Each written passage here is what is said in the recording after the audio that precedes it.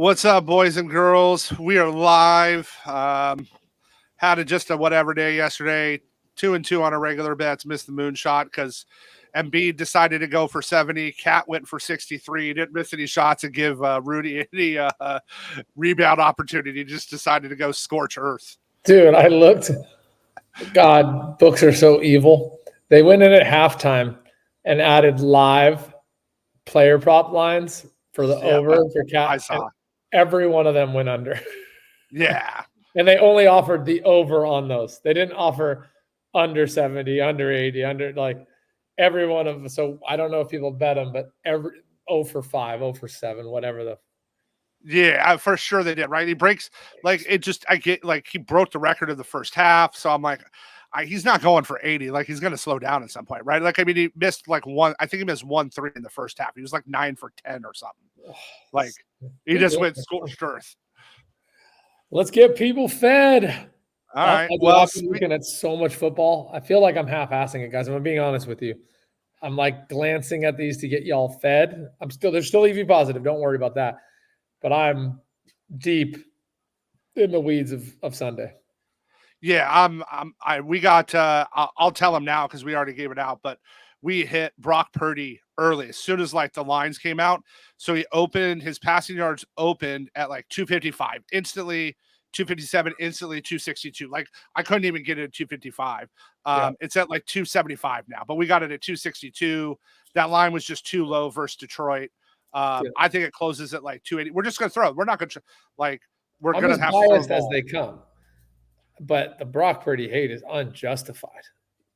It's wild. Go if you want a good clip to watch, I reposted it today on Twitter. Go watch McAfee's clip today and like the breakdown of Purdy's stats. I mean, guys, it's like, what do you pay for? I have to hear everyone say Aaron Love outplayed him.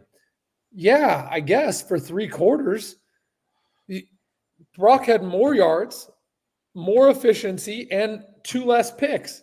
Even if Brock's first throw of the game was picked, 1 less pick.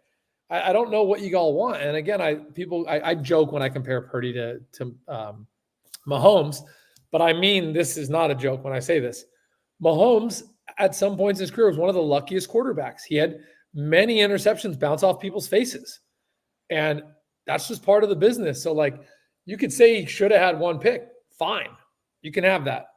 But still, you want him better in the fourth quarter. You want starting off slow and getting better. You don't want starting off hot and then giving the game away. And I'm not hating on Love. I think Love's going to be a great quarterback.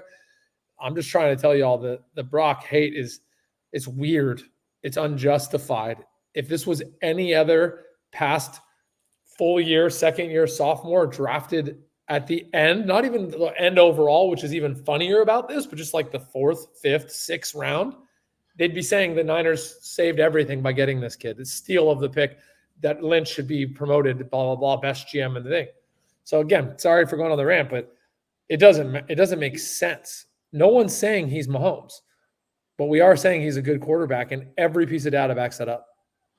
The play for me in the game, so rewatching the tape, the play for me that showed the most maturity and the best quarterback awareness is when CMC scored his touchdown. Juice was telling the tight end to go in motion because that play calls for motion and back. And Purdy literally goes, no, stay, because he knew what coverage they were running. He knew what defense they were in, and he knew to keep the tight end there and made him stay. Like, that's a play you can't teach. And again, there's a highlight, the Jawan Jennings throw. Bro, that is one of the hardest throws you will see completed. That throw saved the game. Like, that's how fucking close we were to losing. That fucking 5% throw. Sad. I'm sorry if you're a Packers fan, because if I was a Niners fan, I'd be devastated. Like when we dropped that interception from the Rams. Well, let's get people fed, my dude. You go first. Moonshot it up. All right. So we're going Paul George tonight. The Clips versus Lake show. Lakers are without LeBron, and George has been going off on threes. The Lakers are 30th in the league at giving up threes. We have this true line should be minus 310 for over 5.5 threes tonight, and we're getting it at plus 450, so it makes for a great moonshot. Let's get some people fed with a baby moon. We'll call them baby moons. Utah Jazz money line plus 213 on BetOpenly. This is BetAlytics play of the day. They like the plus 6.5. I do not hate the plus 6.5 for this show and for the value I see. Jazz money line plus 213 is my play. I'm going to go a little college basketball. Jahmyl Tellfort, Butler tonight, under 22.5 PRA, minus 108. Tellfort just isn't being called to score right now. And last game he had 9 rebounds. He still didn't hit this. He's only hit it like 1 out of 10. It's just his role. Like, they need him to rebound, get some assists, but they don't need him to put up 15 a night. And I just don't understand why the books aren't adjusting this line. So at minus 108 at BetOpenly, it's got a ton of value. I like it, brother. OddsJam and BetOpenly are in a fight right now. Actually, the fight's now on my side. Our coders owe them a couple of updates to our API. So we're getting really minimal plays, guys. So I'm digging deep, trying to find you anything. It's a minus 120. We don't usually give those out on this show, but it's the value we found. Under 7, Montreal, Ottawa, minus 120. Shows is almost 2% EV positive. We're usually screwing around in double that range, but there's a little not connect on the back end right now. All right. And then we're going to the newly acquired Indiana Pacer, Pascal. We're going over 5.5 rebounds, minus 113. So no Hallie tonight for them in a matchup against Denver. And listen, they gave up 3 first-round picks for a reason. And this line is based upon what his role had been with Toronto. Like, this isn't like what he's going to board way more. I don't think we get this very long at 5.5. I think this is 6, 7.5 pretty quick in his role with Indy. And it's minus 113 today, the guys at BetOpenly. This is like minus 125 everywhere else.